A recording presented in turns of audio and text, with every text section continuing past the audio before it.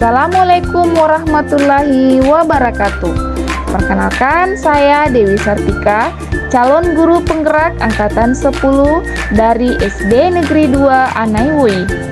Tugas kali ini yaitu jurnal refleksi di mingguan modul 2.1 pembelajaran berdiferensiasi. Tugas kali ini saya menggunakan model 3 yaitu Six Thinking Hats, teknik 6 topik. Adapun fasilitator saya yaitu Bapak Rasmadan SPD MPD GR dan pengajar praktik saya Ibu Puji Lestari SPD. Model Six Thinking Hats diperkenalkan oleh Edward de Bono pada tahun 1985. Model ini melatih kita melihat satu topik dari berbagai sudut pandang yang disimbolkan dengan 6 warna topi. Setiap topi mewakili cara berpikir yang berbeda. Beberapa di antaranya terkadang mendominasi cara kita berpikir. Karena itu, dengan semakin sering melatih ke-6 topi, kita akan dapat mengambil refleksi yang lebih mendalam.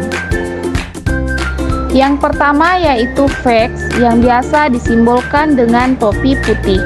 Sebagai pertanyaan pemantik, tuliskan informasi sebanyak-banyaknya terkait pengalaman yang terjadi.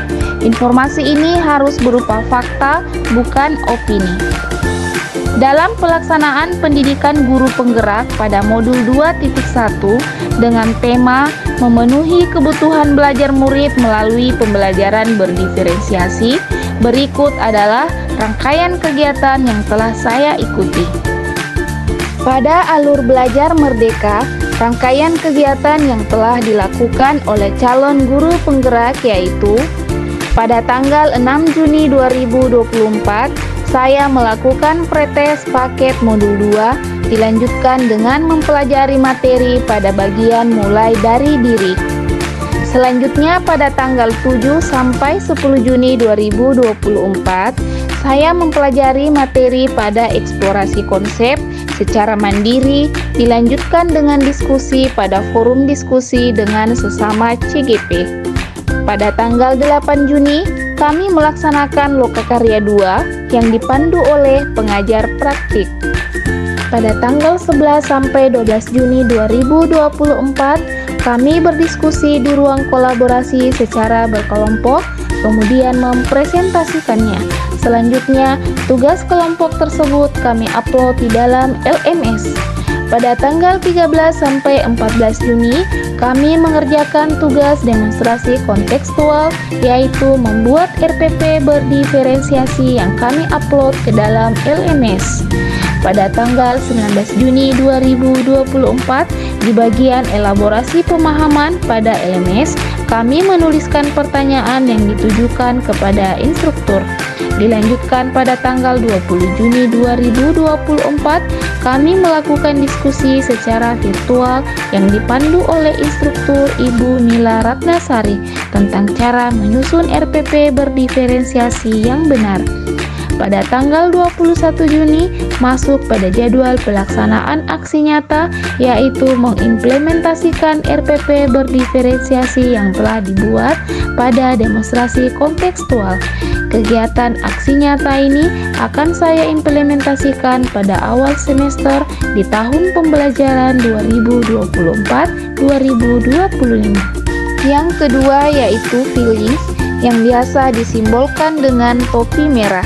Dengan pertanyaan pemantik, gambarkan perasaan Anda terkait dengan topik yang sedang dibahas.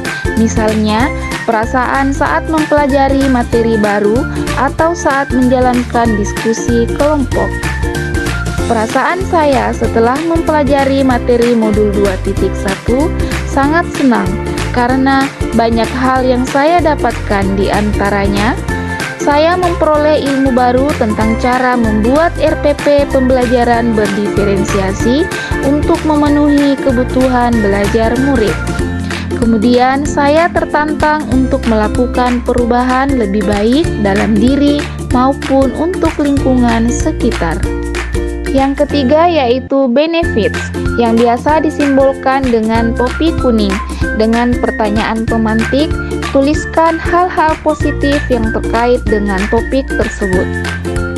Pada modul 2.1 ini, banyak hal positif untuk digali dan dikembangkan.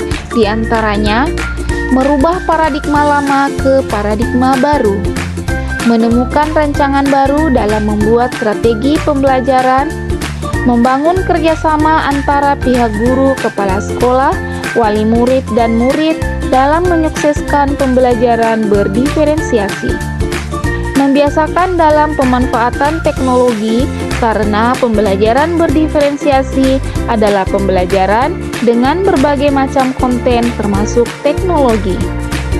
Memotivasi saya sebagai guru untuk terus belajar dan mengembangkan diri. Menemukan banyak ide terkait kebutuhan belajar murid dalam proses pembelajaran. Yang keempat yaitu questions yang biasa disimbolkan dengan topi hitam. Dengan pertanyaan pemantik, tuliskan kendala, hambatan, atau risiko dari tindakan atau peristiwa yang sedang dibahas. Adapun kendala, hambatan, atau risiko dari penerapan pembelajaran berdiferensiasi menurut saya diantaranya sumber daya manusia sebagai pengguna belum mampu beradaptasi dengan pembelajaran berdiferensiasi. Murid belum terbiasa dengan pembelajaran diferensiasi. Dukungan wali murid sangat kurang karena belum menganggap bahwa pendidikan ini sangat penting. Kemudian, membutuhkan sarana pendukung yang beragam untuk memenuhi kebutuhan belajar dengan pembelajaran berdiferensiasi. Yang kelima yaitu creativity yang biasa disimbolkan dengan topi hijau. Dengan pertanyaan pemantik, jabarkan ide-ide yang muncul setelah mengalami peristiwa tersebut. Ide yang muncul setelah melakukan kegiatan di modul 2.1 diantaranya melakukan sosialisasi dengan semua warga sekolah dan orang tua untuk mendukung program pembelajaran berdiferensiasi. SDM dipersiapkan untuk merancang perencanaan dalam pelaksanaan pembelajaran diferensiasi. Rancangan yang telah dibuat dilaksanakan secara konsisten. Melakukan kolaborasi dengan rekan sejawat untuk mengevaluasi jalannya pembelajaran berdiferensiasi. Jika terdapat miskonsepsi, maka dilakukan kembali pemetaan terhadap pemenuhan kebutuhan belajar murid. Yang terakhir yaitu proses, yang biasa disimbolkan dengan topi biru. Dengan pertanyaan pemantik, tarik kesimpulan dari peristiwa yang terjadi atau ambil keputusan setelah mempertimbangkan kelima sudut pandang lainnya. Bandingkan dengan tujuan yang telah ditetapkan sebelumnya. Berdasarkan pertimbangan kelima sudut pandang sebelumnya, dapat disimpulkan bahwa seluruh rangkaian kegiatan yang telah berlangsung adalah bentuk motivasi bagi guru penggerak dalam memenuhi nilai dan perannya sebagai guru penggerak. Guru penggerak harus mampu menanamkan nilai dan perannya dalam penerapan pembelajaran berdiferensiasi di dalam kelas sebagai bentuk pemenuhan kebutuhan belajar murid. Sebagai guru, harus mampu menghargai murid agar memiliki motivasi belajar yang tinggi. Pembelajaran diferensiasi sejalan dengan filosofi Ki Hajar Dewantara untuk menuntun segala kodrat yang ada pada anak untuk mencapai keselamatan dan kebahagiaan yang setinggi-tingginya. Berikut adalah dokumentasi kegiatan, yaitu kegiatan Lokakarya 2 dan ruang kolaborasi. Kemudian, kegiatan membuat RPP diferensiasi dilanjutkan dengan dokumentasi elaborasi pemahaman. Adapun kata penutup dari saya, pendidikan tidak menjamin kesuksesan seseorang, tetapi pendidikan pasti merubah karakter seseorang menjadi lebih baik. Terima kasih. Assalamualaikum warahmatullahi wabarakatuh.